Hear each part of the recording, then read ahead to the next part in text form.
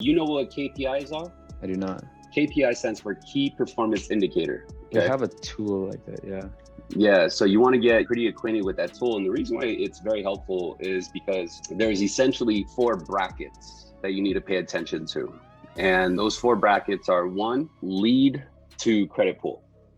So if you get 10 leads, but you only pulled credit on 3, it means you're at 30%. And sometimes you'll see it dip or you'll see it increase, but you'll see how it flows into the next bracket. The next bracket is credit pool to lock. So of the credit pools that you did, how many of them did you lock?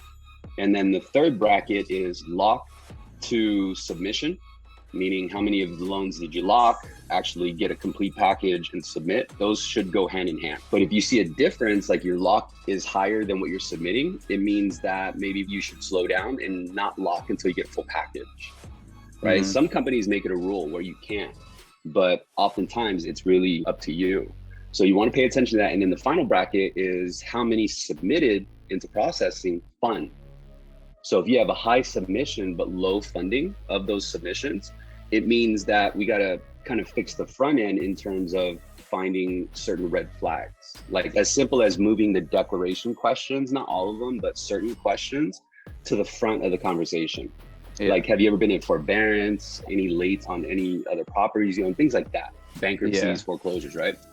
And so by understanding this tool, you're going to see where the leaks are. And since you're not necessarily too familiar with the concept, that in itself is the biggest gift I can ever give to someone that's new, because a lot of people who are new spin their wheels. And if they have a bad month, what they do is they then reinvent the entire wheel.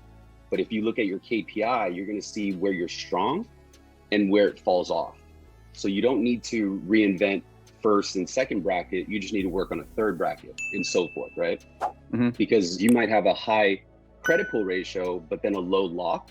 And that just means it's something in the transition from your credit pull to the pitch.